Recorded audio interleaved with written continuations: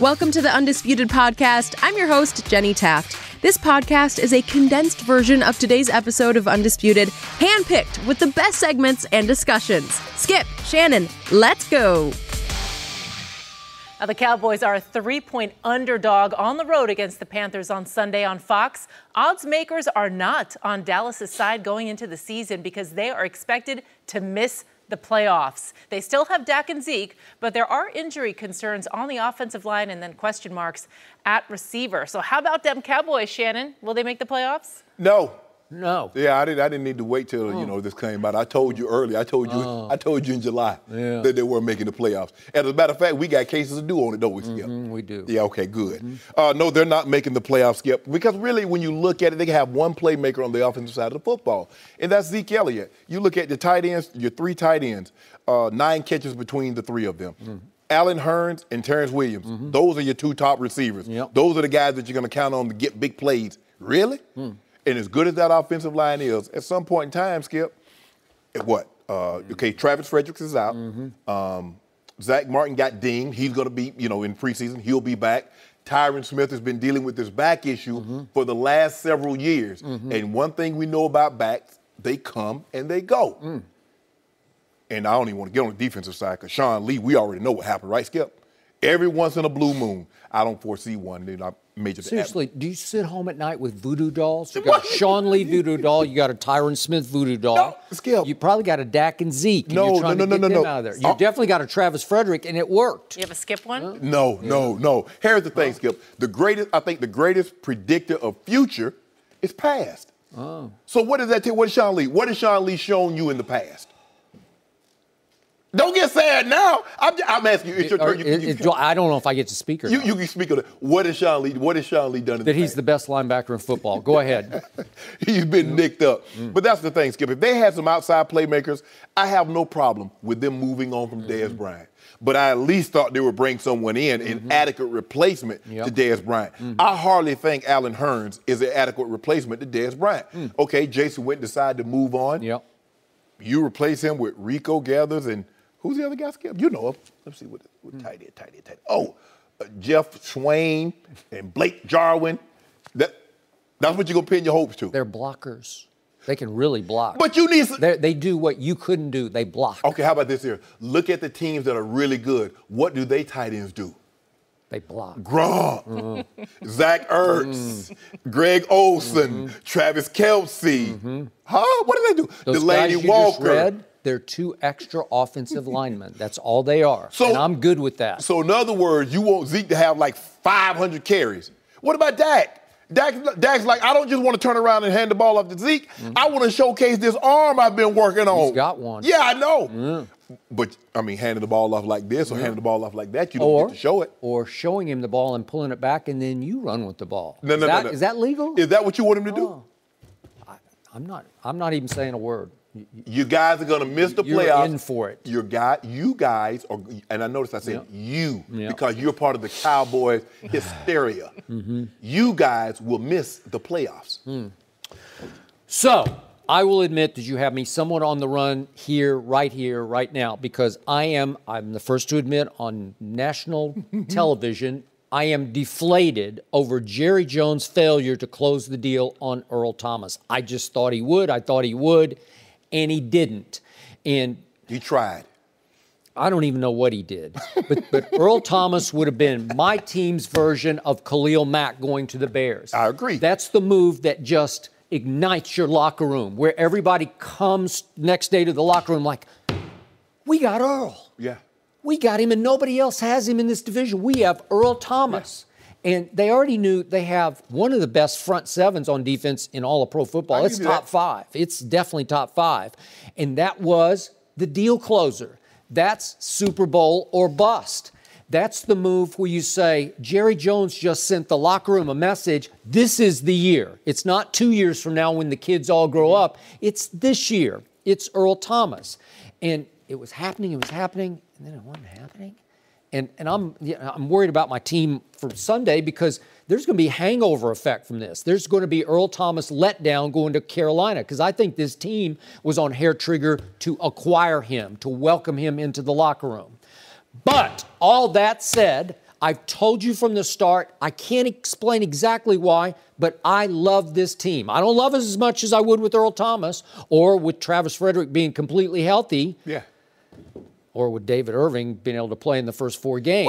Remember, we made those bets, or whatever what did we bet? Like 3 cases? Okay. We bet 3, 5, whatever you want to bet. That was before all this occurred or didn't occur. Well, we knew David Irving. Somebody sitting across from me would welch on this bet, because you even welched in the end. You've been saying the last couple of days, if they get Earl Thomas, the bets are off, right? Yeah.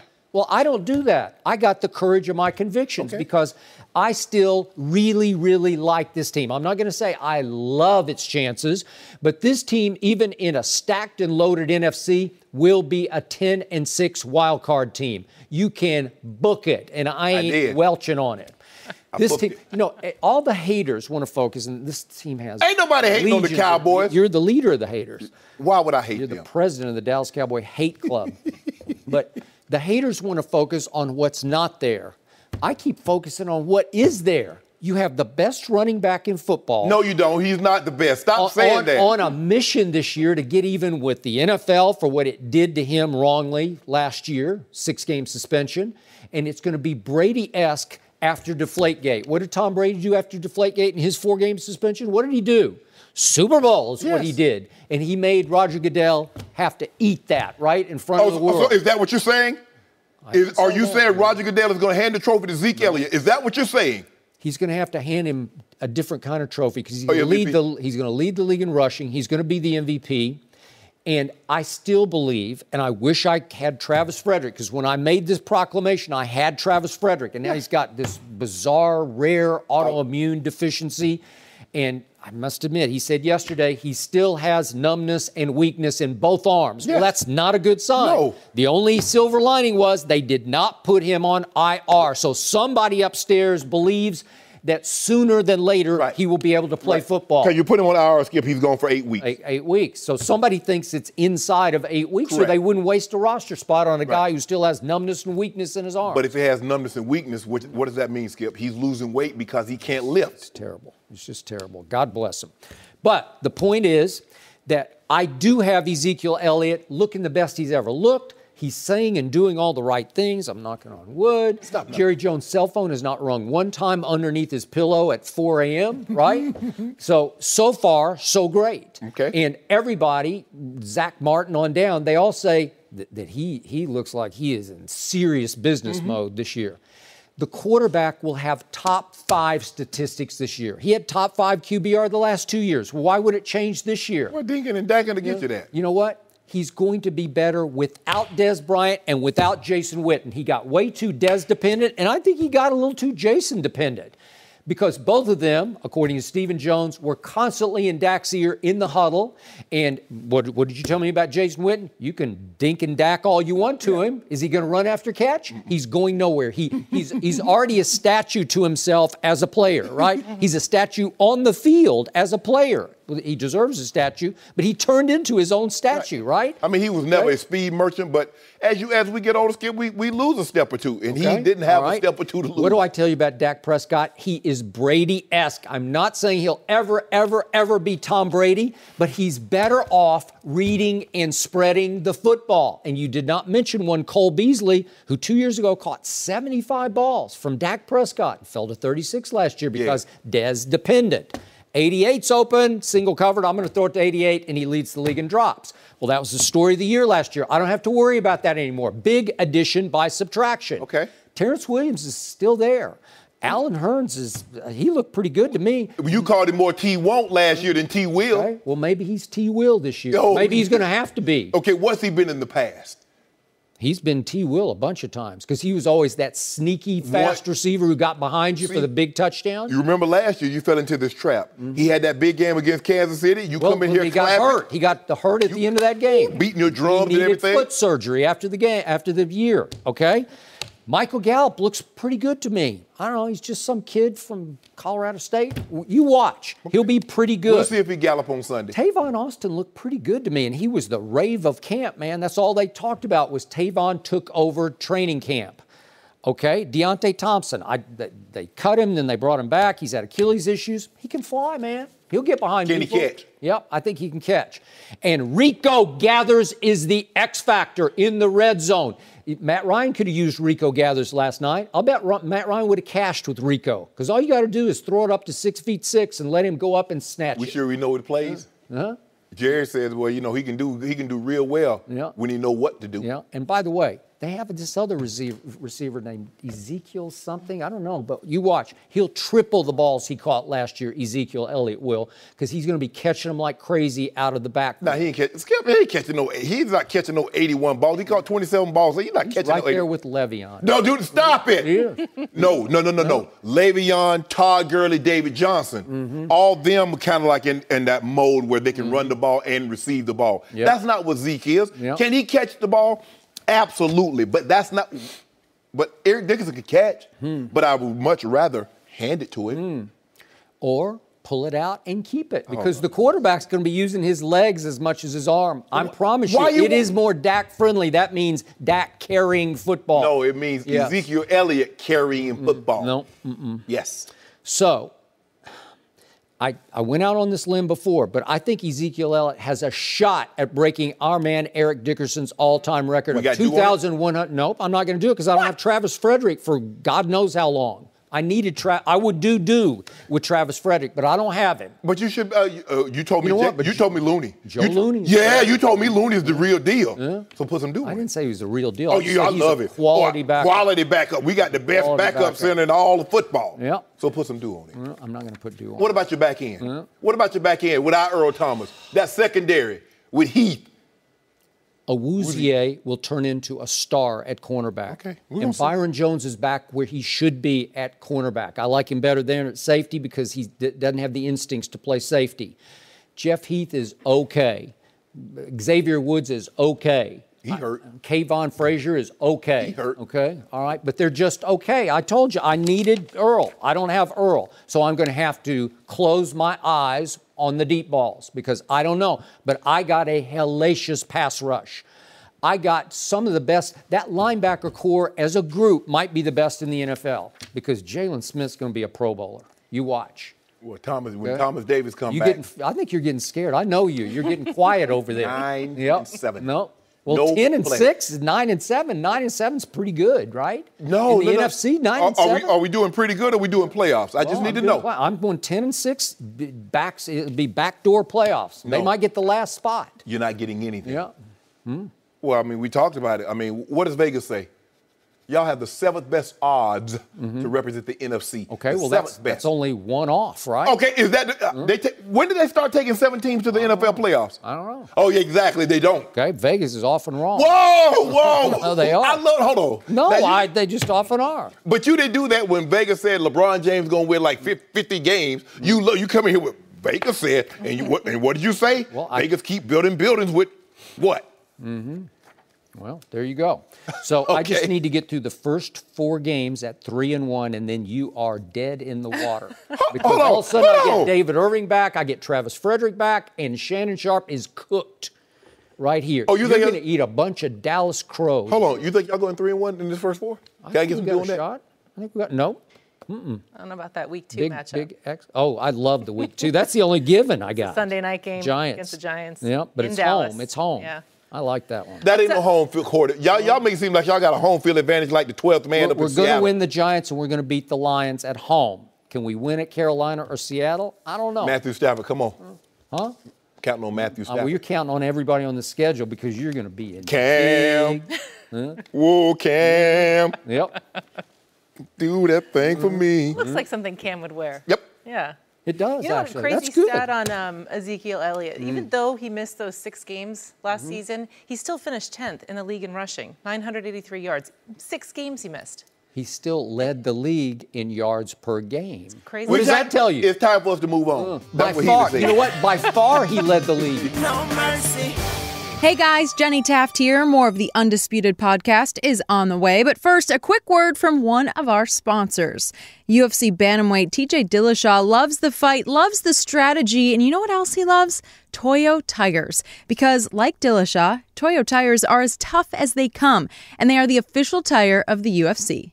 There's a lot to love about Toyo tires. Aggressive design, proven on and off-road capabilities. Tires for any weather and the toughness to back it all up. We all know there's nothing worse than being stranded on the side of the road with a faulty tire. There's a confidence that comes with tough tires. So no matter what you're driving, no matter where you're driving, you can count on Toyo tires. Tough people love tough tires. If you're tough, these are the tires for you. Toyo tires. So the next time you need tires, ask for Toyo, the official tire of the UFC. Learn more at toyotires.com/UFC. Now, back to the show. No mercy. Carson Wentz is still not cleared for contact, so last night he was only able to participate in the coin toss and cheer from the sideline as the Eagles beat the Falcons. It doesn't look like he's coming back anytime soon. NFL Network reports Wentz could miss several weeks and Nick Foles could be the starter until October. So we're joined in the studio now by Fox NFL analyst Greg Jennings. Let's start with you on this one. How do you think this QB situation is going to play out in Philly? Well, Nick Foles is a guy right now, but Carson Wentz, that is your franchise. And I believe when he comes back, it's really a no-brainer. And I say that now because of the way Nick Foles started the season last night. Right. But this is Carson Wentz's team. I mean, it's clear that he is the alpha in that locker room within that organization. My concern, however, is Nick Foles starting from the onset, from the word go. Last night, his showing last night was very similar to how he showed up in Oakland. When they played Oakland last season, he went like 9 or 19 for 38, one touchdown, and it wasn't so much his rating that was so shocking and alarming, which I'm sure you're going to touch. It was the lack of precision down the field. There was no pushing the ball down the field last night. 3 passes, receiving passes that were caught that were longer than 10 yards. You can't sustain drives that way. And they have the luxury of a really, really good defense, which if your defense continues to play like that, you can get by. The defensive guy has 4 sacks, 8 TFLs, 13 quarterback hits. You're going to have success when a defense is playing like that. But as a quarterback, you can obviously see and tell that they missed Alshon Jeffries, that big target that you can throw the ball up to, the circumference area, the target. You don't have to be extremely accurate and perfect. He's going to make those plays. Keep going. But now you're getting hot. I mean, it is a concern. And that was my concern going into this year. Nick Foles starting the season as the number 1 guy versus coming in after the offense was already rolling last year to sit in and just keep it going. Now you have to start this engine. It starts with you. And I just don't see it coming to fruition the way it did last year. I'm not going to overreact because it was one game, first game of the season, week 1. I believe Wentz will take over in October, but they need to be very, very cautious. Skip, this is not your typical ACL tear. It's ACL, LCL. Normally it's ACL, MCL. So it was a little bit more severe, and he tore it so late in the season. Everybody wants to say, well, you see what AP did? Very, very different. Very, very different situation. And the thing is, I don't ever think we'll see that Nick Foles that we saw for those 2 games in the playoffs, the championship game and the Super Bowl. Skip, he's not that guy. That guy is the greatest quarterback. If a guy could play like he played in the championship game in the Super Bowl, that's the greatest quarterback to ever live. And Tom Brady, Joe Montana, whoever you want to say is the great, they didn't play. They can't play like that every game. So I believe he's a step better than what he showed last night. But he's nowhere near what he was in the Super Bowl. But if you look at their schedule, starting in October, they're home to Minnesota, at the Giants, home to Carolina, at Jacksonville. It's very important that they get off to a great start. Now, they got the win at Atlanta. Now they got Tampa. They got Indy. They got Tennessee. You really need to stack those wins. I believe Wentz will be back in a month. But if he's not, and you got to go through this gauntlet, things could get real, real, real interesting. Carson Wentz isn't healthy. When he's healthy, there's no question in anyone's mind except yours that Carson Wentz is the better of the 2 players. Only you believe that Foles is better than Carson Wentz. No way. So I just heard from both of you that Nick Foles just got lucky in an NFC Championship game and a Super Bowl, that it just sort of happened. Nobody can figure out why. You can't get lucky on the biggest stages in the sport. I'm not twice. saying he got lucky. Twice. That's what he thinks. He thinks it was just some blip. It was just some freak of nature where he suddenly woke up and said, I'm Tom Brady. Had you ever seen him play like that before? Yep. He's played lights out. I saw him in a regular season under Chip Kelly go 27 touchdowns to 2 interceptions. I saw him outplay Drew Brees in a playoff game in Philly as a first-year starter, and yet Drew Brees in the end drove him down for a walk-off field goal. But Nick Foles played really well in that game. In the postseason for his career, Nick Foles is 8 touchdowns to 1 interception. For his career in the regular season going into last night, he was 61 touchdowns to only 29 interceptions. 29? That's outrageously good. That screams starting quarterback. Yes, but not on that team. So under Doug Peterson, he's now 6-1, but the one was the give-up game at the end of the year against my hapless Cowboys. It was just like a giveaway. Nobody's going to play. Nick Foles is barely going to play in that game. Right. And that's registered as a loss on his record. He should be 7-0, including last night. And I said this earlier, but I might have to dust off my old Tim Tebow slogan. All he does is win. He makes the plays that have to be made. And by the way, how much help did he get last night, and what was his degree of difficulty? Because he's playing against Matt Ryan, former MVP, just 2 years ago. Matt Ryan was the MVP of this league. Matt Ryan is throwing to the best receiver in pro football, according to you. Not very accurately last night, okay, but he's still, you've got that weapon. Yeah, he does. You got Sanu. Sanu's pretty good. Yeah. Maybe he's not Greg Jennings, but he's pretty good. Calvin Ridley, everybody's raving about him. He was out there, I think. I don't know. Threw him a couple of balls. But wait a second. Go ahead. Nick Foles doesn't have Alshon Jeffrey. No, he doesn't. Alshon Jeffrey helped make Carson Wentz last year, and he helped make Nick Foles in the postseason because you can throw it in his area code and he will snatch it the way Anquan did in that playoff run for Joe Flacco. Remember that? I thought Anquan just made Flacco. Yeah, he made him a bunch of money. I know that, right? He did. And then last night, think of degree of difficulty. All of a sudden, Zach Ertz just loses it. I don't know what happened. He just had a bad night. You get a case he's of the drop. It happens. He's their go-to. And once the demon gets in the back of your mind, and you say he didn't complete balls downfield, there was a 3rd and 14 play. He hits Zach Ertz right in the breadbasket. I mean, it literally goes through his hands and hits him in the stomach, which means you're just, for one night, you lost it. And I sat in here belly aching about what the Cowboys didn't do because I thought Dallas Goedert was going to be the next Jason Witten, and Howie Roseman snaked him. He traded up 1 pick before in the 2nd round and drafted Dallas Goedert. Dallas Goedert got hit right in the hands. Look at that. Boy, that's right in the breadbasket. Dallas Goedert, their rookie tight end, I think he's got star potential. But Foles hits him with a 15-yard pass for a first down right in the hands, and he just kind of muffs it, goes up in the air, and that was the big pick. He that does. Was the Dion. That's a rookie mistake of not really slowing down. Nick Foles was trying to Just slow catch you the down. ball. I know you're going to get tagged. Well, he tried to slow him down to try to put it. Exactly. But he kept flying across there. All right. But again, nothing really went right for Nick Foles, and he won the game, right? Yeah. Did he have LeGarrette Blount last night? No, he did not.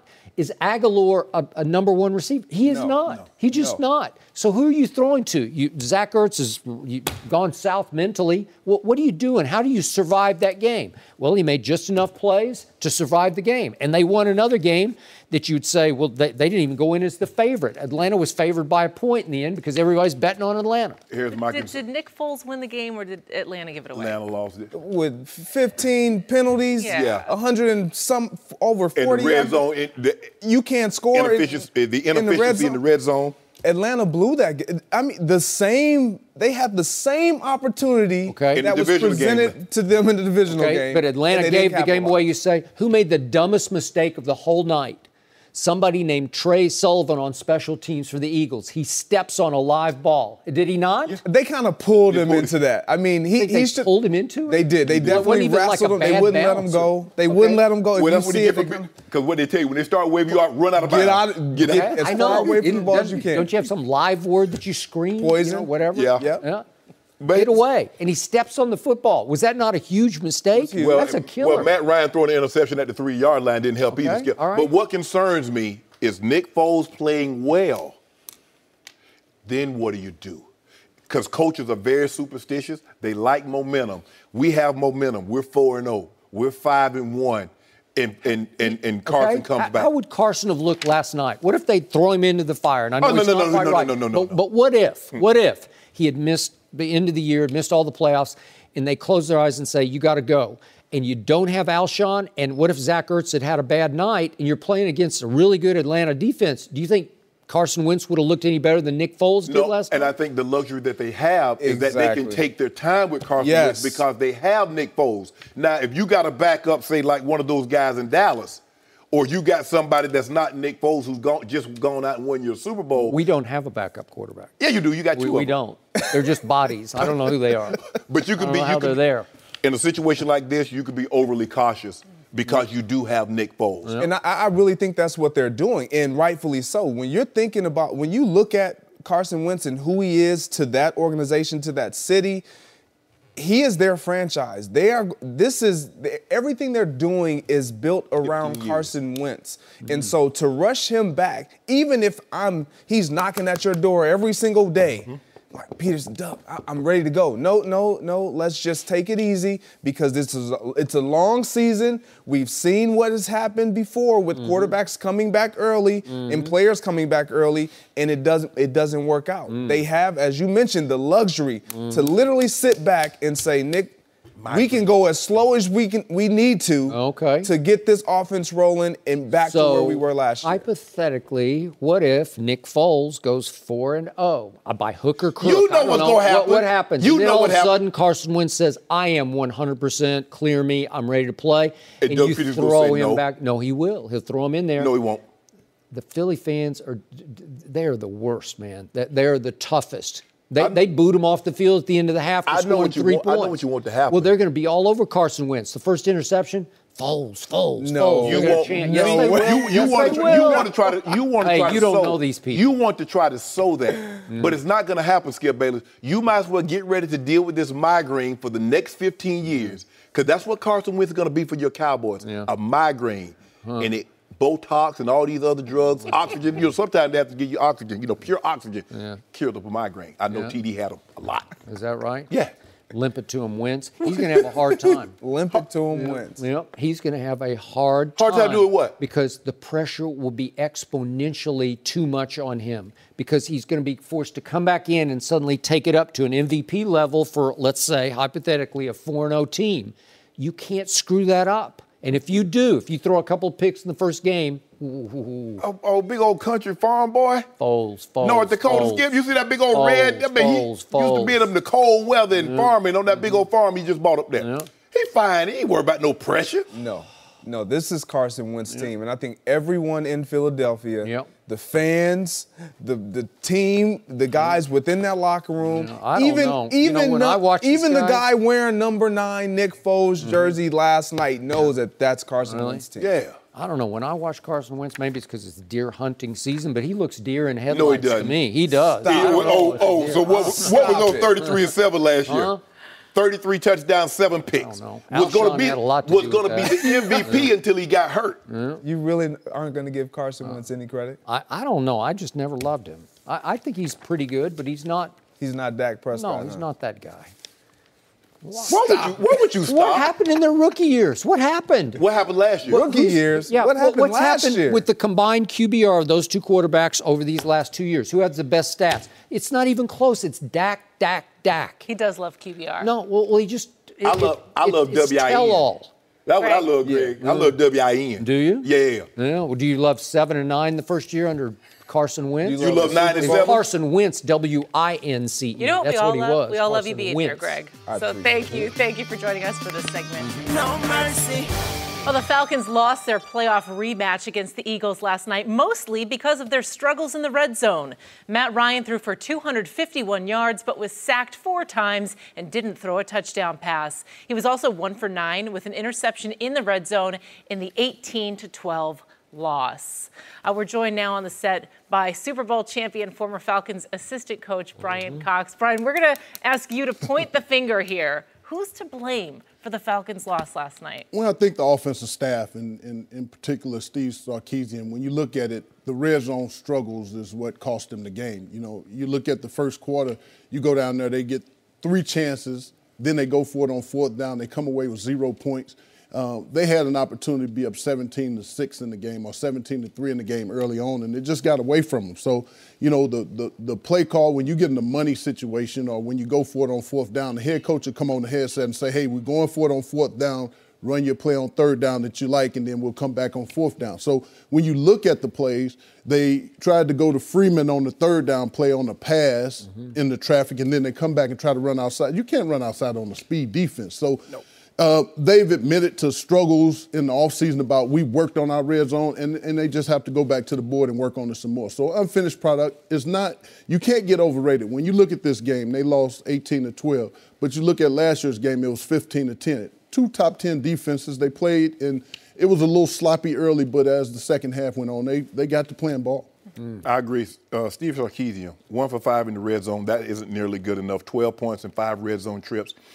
We expected them to improve the red zone. That should have been a point of emphasis in the offseason. Right. It hurt them last year because in the divisional round, have an opportunity, 3 cracks at the end zone, you win the game, and then who knows what happens. Maybe we're having a different discussion as far as Atlanta getting back to the Super Bowl and winning.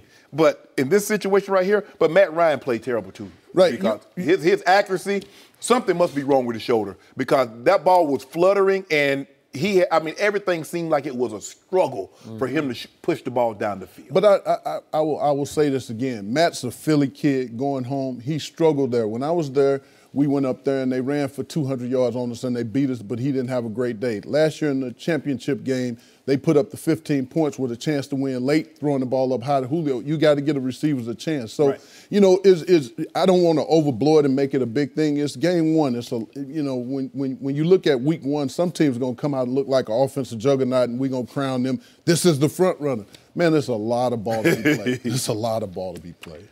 But ball was played last night, so somebody's got to get the blame. And by the way, speaking of that playoff game last year, that ball hit Julio right in the hands. We're having a different conversation if he catches it, right? So to start off with Julio, is he really the best receiver in football? Because Yes. you keep saying that. Yes. I believe he is. Does he have Randy Moss in him? Does he have that mentality of, I'm going to take this game over? I don't get that from him. He tried. The dagger route, he tried to get out. He tried to get out of Dodge.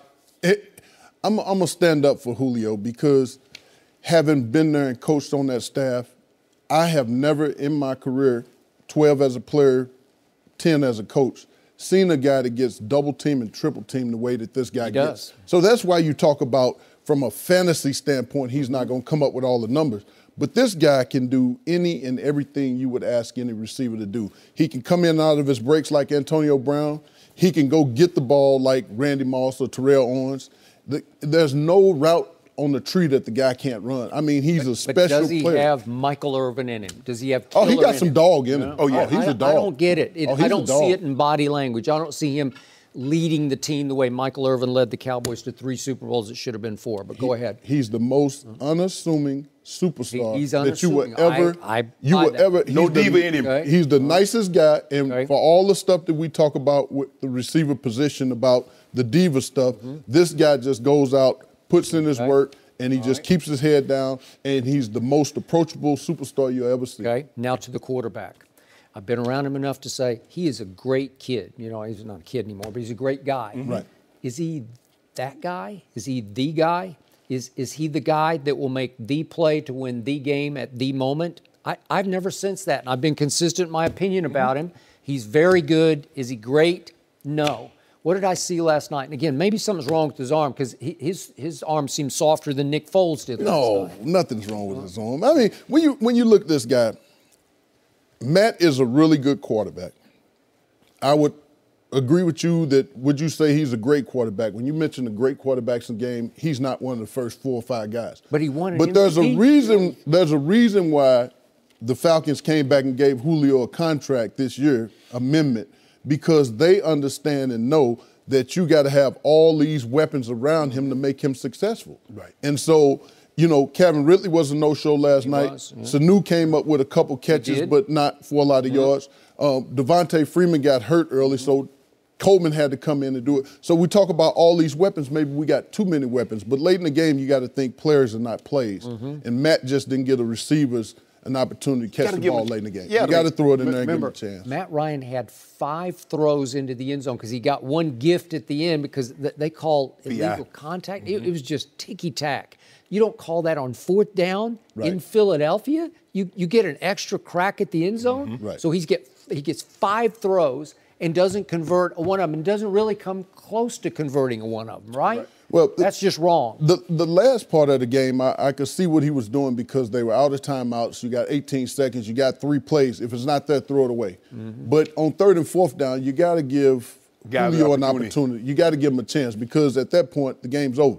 I also will go back to the first quarter red zone possession where if you just come away with some points, you get 3. Late in the game now it's 18-15. You need a field goal. You're in the red zone. You got a tie game. Right. So, sometimes when you say we're going to stay aggressive, that's code word for we screwed up. Okay, I got it. And back to Sarkisian. He's an easy target today, and I'm sure in Atlanta on the talk shows they're going to be scorching him. But the only call that I had big question about was what you brought up, the 4th down call. I don't know what you're thinking. You're going to run Devontae kind of off tackle, but it's the play start off tackle, and then he had no choice, but he had to bounce it hard, and he went nowhere fast because you can't call that play against that. That might be the best defense in pro football. It just might be. That front 7. But you can't take – he took 6 sacks last night. 2 were negated by penalty. But he's taking them in the red zone. I would have thought after what happened in Atlanta when you get the big completion to Julio at the 20-yard line, like Matt Ryan says, I've never taken a sack again in the red zone. That's not going to happen. And lo and behold. Especially a veteran quarterback. You just know better. As you mentioned, you keep mentioning, he's an MVP. He's an MVP. If he's a 2nd or 3rd year guy, B. Cox, we can understand it. We played long enough to know, like, okay, but Matt Ryan has been in the league too long. He's too good of a player to take those kind of negative plays in that situation. It cost him one because he missed. He got it didn't cost him. He ended up getting a 52-yard field goal. But you can't make a living taking sacks in the red zone. You need to make sure you always come away with points. And I just didn't think he played well because Julio ran the speed out, 10 rolled to 12. That should have been a pick 6. Right. It should have been a pick 6. He threw the ball late on the over route. Now, Julio screwed him one time on the under route. Matt Ryan's in the shotgun. Julio, you got to take that ball deeper because when you start to break open, he doesn't even have the ball. I also take away from this game, is it Philadelphia's design and blueprint that we're going to rush 5, we're going to keep Freeman in and have to make him block a linebacker. We're going to get one-on-one inside. The middle of the pocket started to collapse on Matt Ryan, and oftentimes he was throwing the ball off his back foot. So that pressure in his face was, a blueprint for this offense with all the weapons. Brandon Graham and Fletcher Cox. Barnett. Chris Bennett. Long, Bennett. Long with Chris Long 8 last night. He had, I think, 2.5 sacks. Probably should have had 3.5. But I just named 5 guys who are studs, man. But you ain't even say nada. I didn't say nada. And he made one big play. But because as the scouting report goes, you're like, okay, this running back, he really ain't trying to step up and pick up the blitzing linebacker. As a running back, what I'm trying to do is cut the distance down between which B. Cox can get ahead of steam and hit my quarterback. He might run over me, but he's going to have to run over me in the line of scrimmage because I'm not giving him a 2-way option. I'm going to step up, make you run over the top of me. And that's why I know that Devontae Freeman is hurt because he's a dog. He has no problem doing that. I've seen him do it time and time again.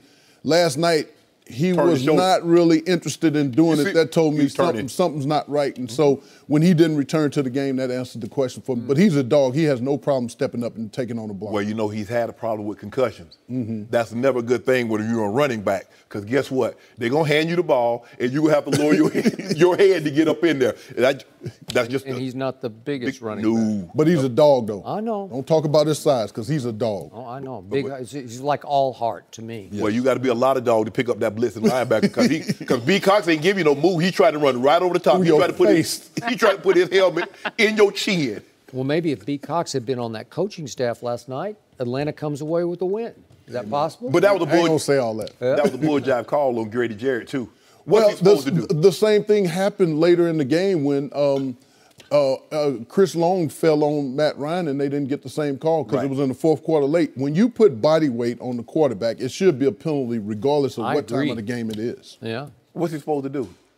They want you to roll. Yeah, I ain't rolling him. I ain't gonna dislocate my shoulder trying to protect him. If I'm gonna dislocate a shoulder, it's gonna be his, not mine. You better hope your man Aaron Rodgers gets that flag again and again to protect him. They gonna get him. He's got that Tony Romo defense. collarbone now. Yeah, I ain't worried about Aaron Rodgers. Packers defense gonna be good this year. Packers Super Bowl champs. Oh. What? Yeah.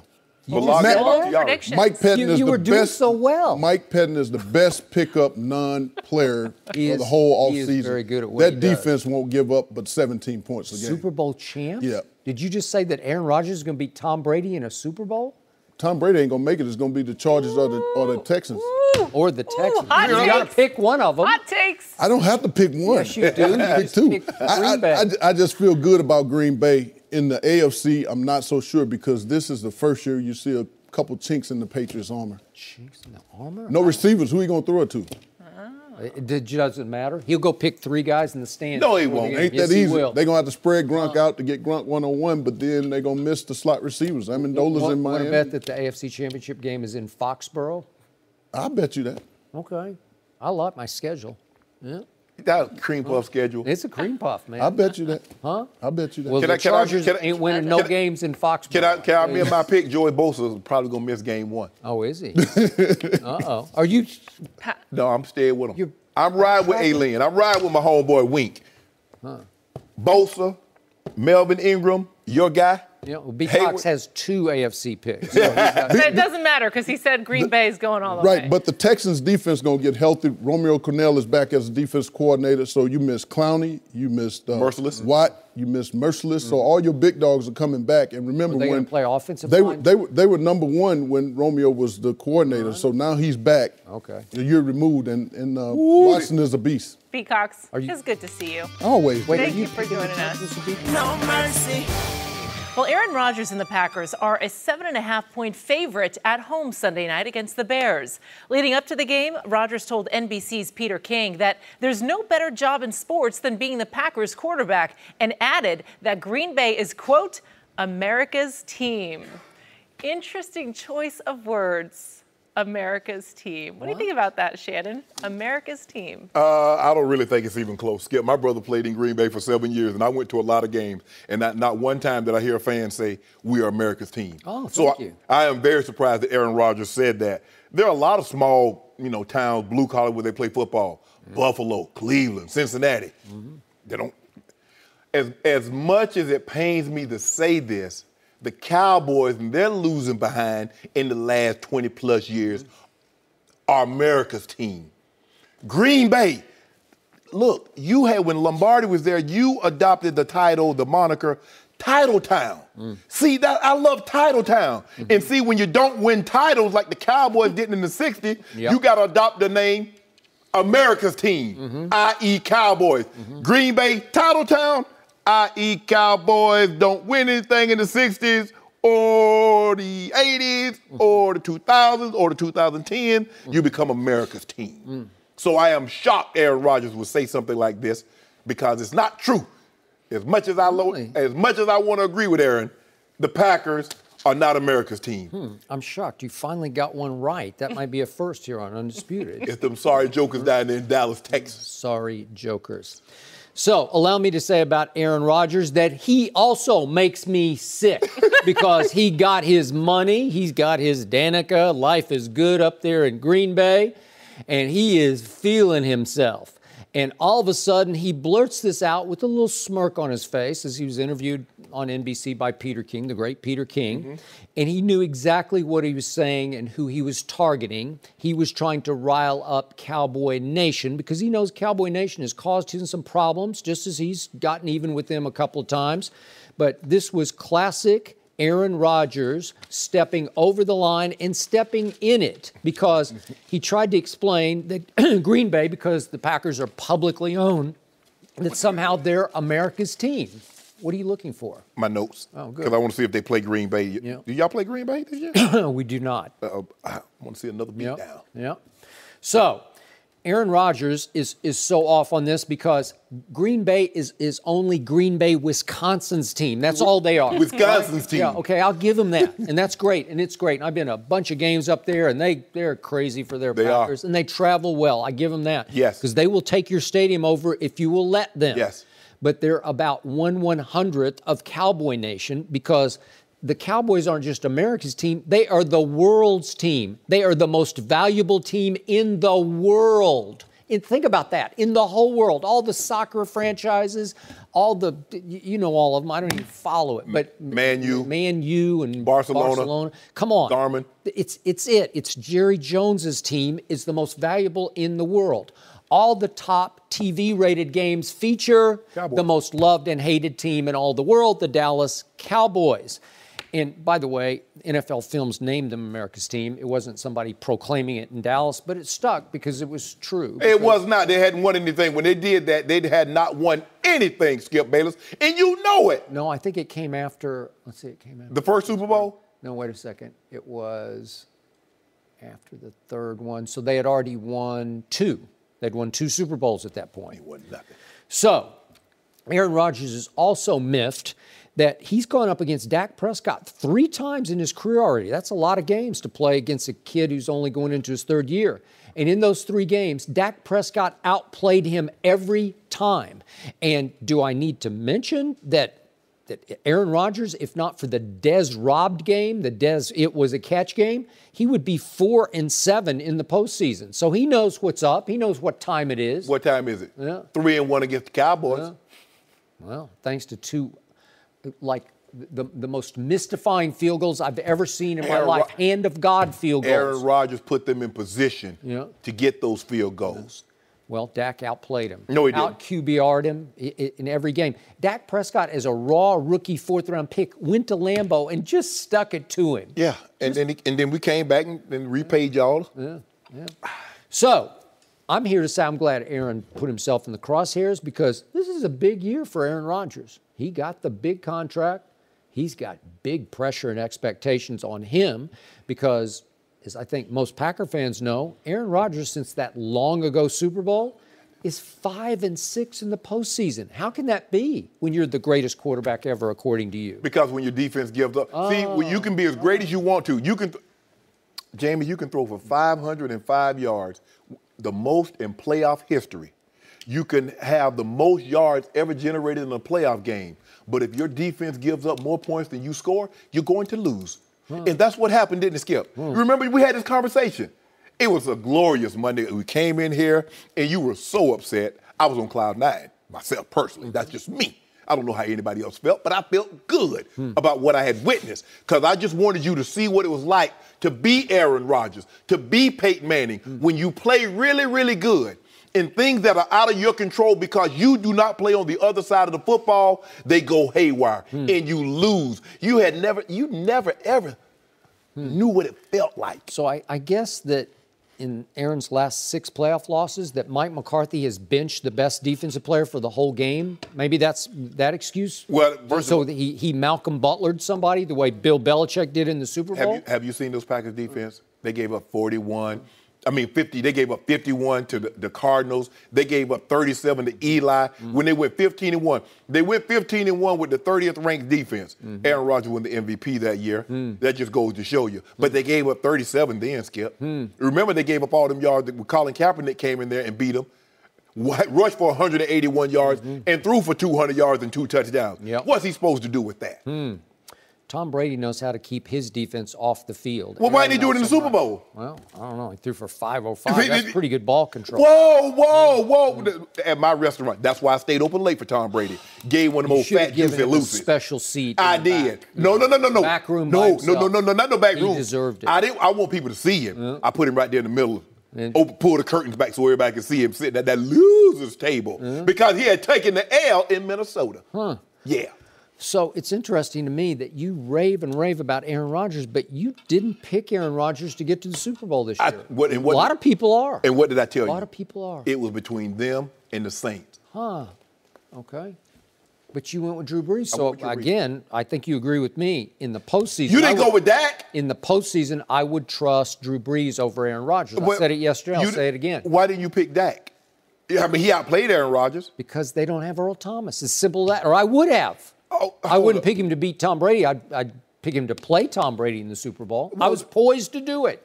I just needed the deal closed by Jerry Jones. Dak Prescott didn't have Earl Thomas his first year.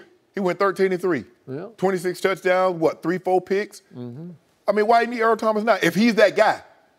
I don't hear Tom Brady say, or I don't hear anybody making any excuses. Man, if Tom Brady had Khalil Mack, if Tom Brady had Von Miller, or if he had Aaron Donald, they don't do that for him. Dallas had a pretty terrible defense that year. And by the way, Aaron Rodgers just torched him in the first half. And then here came Dak. Aaron Rodgers, the one time he had a top 5 defense, top 10 defense. 21-3, and here came Dak. I don't know how he did it. All of a sudden, he throws 3 touchdown passes, and Dallas is ahead? Whew. Amazing. Green Bay, the one time they had a top 10 defense, can you tell the people at home, since you like bringing it up since the last time, when they had a top 10 defense, what did Aaron Rodgers do at Jerry's World? What was that, like 15 years ago? No. You brought it up, 2011. You know what it was. 2011. It was 8 years ago. 2011. 8 years ago? Top 10 defense, guarantee you get you to the Super Bowl and win. You know, when I was watching Aaron on TV last night being interviewed by Peter King, he looked like he'd aged. He just looked, I don't know. That's just me. Man, stop hating. You know, he's getting up there. The man 33 years old, Skip. 33, 34. I think he's 34. Okay. He's like an old 34. His demeanor, his body language, he looked old. Tom Brady looks like a young 41. No, he don't. Aaron looks like an old 34. Don't do that. I mean, because he got the beard. You remember Tom Brady had that beard, and he looked all old. Beard ages you. Okay. And maybe that's the problem. Maybe he wants the beard. Maybe Danica likes the beard. Okay, whatever the case may be. I don't know. Let him wear his beard. I don't know, but the spotlight is on one Aaron Rodgers. It's been that way since Brett Favre got up out of Dodge. This is it. Let's see if he can live up to that big money. Oh, I don't know. He's been living up to it since. Yeah? Yeah. Really? Yes, absolutely. 5-6 in the postseason? That's horrible. How many times his team That's like Kirk Cousins or somebody. You see what happens when your team gives up 40-plus points. You lose. If he's that good, he should just overcome it. Win in spite of it. Hold on. Why didn't Tom do that in the Super against Nick Foles? Nick Foles? Yes. Put Foles on him. You saw that Philly defense last night? They gave up 505. Yeah. Look what it did to Matt Ryan last night, and look what Tom Brady did to it in the Super Bowl. Atlanta in Philadelphia held them to 18 points. You at a neutral site gave up 41. No mercy. Well, the Vikings start their season at home against the 49ers on Sunday. It'll be the first regular season game as a Viking for Kirk Cousins, who signed a monster deal to join Minnesota this offseason. Cousins is leading a team that was just 1 win away from the Super Bowl last season. So Kirk Cousins in a new division, new team. What do you think? I expect him to have a big year. Maybe not stat-wise, Skip, because they're going to be able to play from the lead. His defense is outstanding. Yep. One of the all-time great third-down defenses in NFL history. They bring everybody back from that unit. Offensively, the talent that he has around him, Stephon Diggs, Adam Thielen, Kyle Rudolph. They get Dalvin Cook back. Yep. Latavius Murray is a great backup. But here's the thing, Skip. He'll be judged by one thing. They went to the NFC Championship game last year with Case Keenum. They believe had they had better quarterback play, they would have been representing the NFC in the Super Bowl. They give Kirk Cousins $84 million, fully guaranteed. Anything less than the Super Bowl is failure because he's the only guy, it's the only upgrade they got. The defense comes back. They paid a ton of money to keep these guys long term. Thielen and Diggs. So it's him. It's on his plate. Anything less than the Super Bowl is abject failure. It's as simple as that. Because that's why they went and got it. Because if you could have had Case Keenum for probably $15 million a year if you believe he could have got you there. But you say, you know what? No. We need a guy that's going to give us better play at that position. And Kirk Cousins, you're that guy. So he must deliver them. They need to be in Atlanta for this season to be a success. A guy who's under 500 as a starting quarterback of the Washington Redskins. That guy? He'll be over 500 when it's all said and done. Yeah. Well, how can he not be over 500 with this team? They loaded. Come on. So, if I had any guts, I would pick the Vikings to miss the playoffs. And I've thought hard about it, but I just can't get there because of what you just said. They are so loaded everywhere but quarterback that it's hard for me to compute the fact that Kirk Cousins could drag this team that far down to miss the playoffs, even though the NFC, as we know, is pretty stacked in and of itself. But it's hard for me to believe that they won't win this division because we know Aaron Rodgers' team is not loaded, and I'll give you that. They're not loaded. I like his wide receiver core. I don't love the rest of it. Right. They got some kids in the secondary. I like most of them, but they're all just kids in the secondary, so I don't know how they're going to perform. The Bears going to be better? Yes, they'll be better. Didn't the Packers sign Sheldon Richardson? Yeah. So they should be a little better. Really? Muhammad Wilkins, excuse me. Muhammad Wilkins, yeah. Mo. Yeah.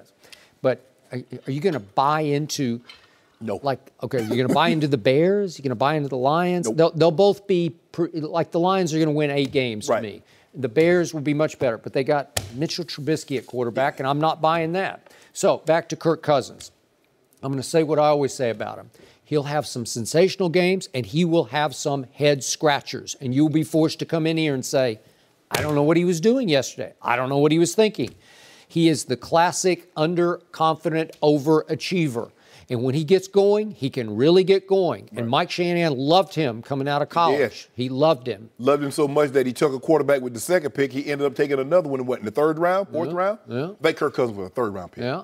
Okay, because he loved Who does that? He loved Kirk Cousins more than he loved RG3, He did. but he got sort of railroaded into trading the sun and the moon for RG3. He wanted Tannehill from where he was sitting. Okay. But he was forced to take RG3 and give up everything. Okay, so all of a sudden, Kirk Cousins, a losing quarterback in Washington, becomes by far the highest paid player in the history of the National Football League.